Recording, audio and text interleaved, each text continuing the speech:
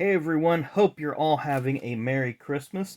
Uh, kind of was flipping and flopping between what videos I wanted to do today, and we all know Christmas is the season of giving, giving spirit, and so on and so forth. In my lifetime, my mom was probably one of the most giving people that I had ever met. Up to the weeks leading up to her death, she was always so giving. Didn't matter if it was food or candy. She always wanted to make sure my brother and I had, everything we needed. So she was always making sure, hey, do you need a little extra money? You need extra this and extra that? Whatever. So with that being said, you all know I'm a big Harry Gant fan. He's one of my favorite drivers when I was growing up. So in 1986 and into 87, or it may have been 87 into 88. I really can't remember. It looks like it's 87 into 88 maybe. But she enrolled me and my dad and herself into the Harry Gant fan club, and these were always advertised, usually in Grand National Scene newspaper, Grand National Illustrated magazine, and just various publications within the racing community. And I believe the yearly subscription was for an individual $6 to $8, and a family membership was $10 to $12, and you got up to 4 memberships. So it was just three of us. We didn't want to be greedy and try to do a fourth one. And they came in these large envelopes. At least the initial one did. This is the first one, and I still have all the contents of it here, which I'm going to share with you guys. Just looking for a place to put the envelope. But there's so much stuff that come in these. And like I say, there was 3 memberships here, so this is just some really, really cool stuff. We'll go through the contents of the folder here in a minute. There you see Harry Gant Fan Club. I'm going to set this off to the side just so I have a little more room to negotiate. But there were 3 of these ballpoint pens, or click pens. And there you see the Skull Bandit. Of course, that is the Buick that he ran in 1982 and 83. And there's the Skull Bandit. So I had 3 of those. Did have 3 of these Skull Bandit pencils that have not been sharpened, nor have the erasers been used. Well, I thought this was kind of cool. They had these iron-on patches, were really, really big thing back in the day. So we got the helmet, Harry Gant Fan Club helmet, iron-on patch. And this is probably my favorite one. I only see 2 of these because I think the third one's actually been ironed onto one of my shirts of when I was back during this time. Very elaborate with the gold trim, because he did have those gold chrome wheels, and the numbers were outlined in gold, so those are really cool. Then this one's just kind of a generic one with that skull green, again another iron-on patch, just 87 because we started the membership in 86, but this went on into 87. And I'm not sure if I probably got the other ones of these. Maybe they're still in the folder. Let me look real quick. Does not appear to be in there.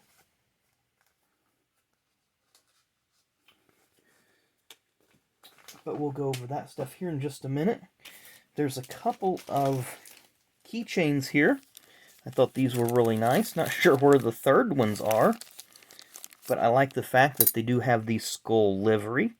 Now, they didn't use the correct font on the pin or the card, but they got as close as they could with the technology of that day. And then this is a really cool pin. It's the just Harry Gant himself. You see the Winston Cup logo there, the Skull Bandit logo, Burton House Skull Bandit, and then some of the other contingency decals. So a lot of cool stuff there. But wait, there's more, as they like to say on those infomercials. What do we have down here? This is kind of cool. Well, that is too. They had these wall stickers, or I guess you could put them wherever. Harry Gant Skull Bandit Fan Club, just the open face helmet like the drivers used to wear. And I've not looked at this stuff in years, so I can't really tell you what's in it. Do have these 1987 race schedules. These are meant to be folded, but there's the address for the fan club. Not sure if that still exists or not. But here's the 1987 race schedule. Let's see how many of these race winners you can name. So we had Bill Elliott win the Busch Clash, Ken Schrader won the first 125 qualifier, and Benny Parsons won the second one. Daytona 500 was Elliott. Then you have Earnhardt, Rudd, Earnhardt, 4 wins in a row. Davey gets his first win. Buddy Baker wins the Winston Open. Dale Earnhardt wins the Winston in the Pass in the Grass. Coke 600 was Kyle Petty. Bud 500 was Davey's second win of the year. Miller 500 at Pocono was Tim Richmond. And this race here, the Bud 400 at Riverside, was Richmond's final career win. Miller American 400 at Michigan, that was Earnhardt. Firecracker 400 was Bobby Allison. Summer 500 at Pocono, believe that was, no, Summer 500, that was an Earnhardt win. Okay, yeah, because he passed Kwiatkowski on the last lap. They actually both, Earnhardt led the last lap, Kwiatkowski passed him, Earnhardt bumped him back and ended up winning the race. Talladega 500, that was Bill Elliott. But at the Glen in 87, that was Rusty Walls. I was at this race, the Champion Spark Plug 400. Bill Elliott won that race. Busch 500, Earnhardt won that one. He swept both Bristol races in 87. Southern 500, that was Earnhardt. He swept both Darlington races. And he also won both Richmond races, so that was his 11th and final win of the season. Rudd won the Delaware 500. The Goodies 500 at Martinsville was won by Darrell Waltrip. His first win for Hendrick in the Tide car. Holly Farms 400 was Terry Labonte winning in Junior Johnson's car for their first win of the year. Oakwood Homes 500, that was a crash fest, won by Bill Elliott. And of course, Jimmy Means made his only start in the Hendrick 20. It's supposed to be the 25 car, but they reversed the digits, made it 52, which was familiar to his number. Plus, he got owner's points. Nationwide 500 at Rockingham, which it was not called the Nationwide 500. I believe they actually changed the name at this point to the AC Delco 500, won by Bill Elliott. And then the Winston Western 500 won by Rusty, and the Atlanta Journal 500 won by Bill Elliott.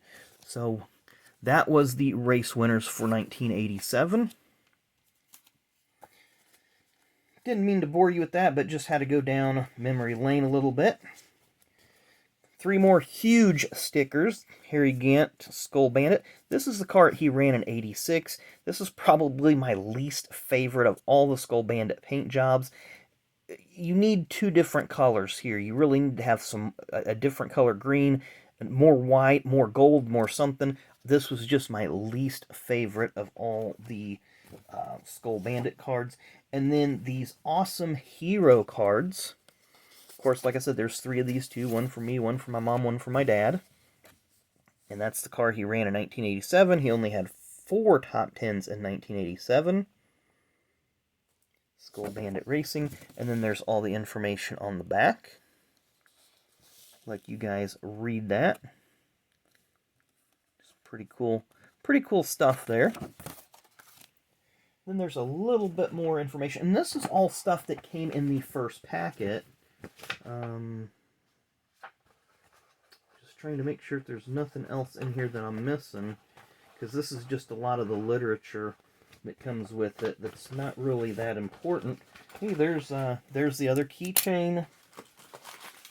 There's the other patches. So now we got 3, 3, and 3 on those. And then every quarter they would come out with these newsletters. So this one is from January, February, March of 1987. So we'll just kind of look here. Harry Gant Roast benefits MS Society. So he was made mayor for the day of Taylorsville. There he is. There's Ned Jarrett. There's Harry once again. And there's Hal Needham, one of the car owners. Then here's more fan club information. Bunch of different pictures. There's the 1987 car, the preview. Here's some pictures in action. Looks like Daytona. I believe that's Neil Bonnet there, Ricky Rudd, Cale Yarborough, and Alan Kwiatkowski in the background. Pit stop. So these were pretty informative. There's some letters that people had written in. So you can see the fan club offered a lot to folks back in the day. A little bit more insight. Which one's this one from? This is from July, August, and September of 1987, announcing that they're going to be together for another year in 1988. There's their open house. People go get autographs, pictures, etc. There's people showing their license plates and personal photos back in the day. So I always like these newsletters of something to look forward to. So there's Harry's 1987 performances up through the Busch 500. And there you see he had a 7th, a 6th, a 9th, and an 8th. And that would be his last top 10 of 1987. There were places that Harry was going to be signing autographs and so forth in 1987. Pretty interesting stuff. That was a brutal crash there in the Atlanta race in the spring. Harry actually bit his tongue so hard that he could not do interviews and had to be taken to the local hospital to have his tongue stitched back together. This one's October, November, December of 87. So this would be the last quarter of 87. Again, just somebody had built some models of the Skull Bandit. There he is spinning at Richmond. This was a tough time for Harry too. He just had a lot of bad luck. The team, there they are losing an engine at Martinsville, or a tire that is. He had a lot of good runs in the Busch series. Several wins. But for whatever reason, the Mach 1 team just didn't perform the way that it needed to. And it looks like I have one more newsletter here and another envelope. And this doesn't say when it's from, but it's also one from 1987. So there it gives you a speed conversion calculator to use. Now we can just throw that in your Google machine. Here's Harry Gant's 1987 performance up through the Budweiser 500. You can see transmission, accident, just all sorts of gremlins plagued this team for a number of years. Here again, here's some more models that people had built, some collectible plates people had made. There's more where you can meet Harry. A lot of interesting stuff, a lot of interesting pictures in these. So anyway, like I said, this stuff means a lot to me, so it's not going anywhere. It's very special to me, about 10 or 11 years old at the time. So to get all this stuff in the mail meant a lot to me. And this stuff holds a lot of sentimental value. And I just wanted to share it with you guys again, just on a day of giving. Makes me think of my mom, makes me think of all the stuff that she gave to me over the years. And this is something that I've kept and I treasure a lot and really, really appreciate. So I hope you guys like this. Hope you guys enjoyed this video.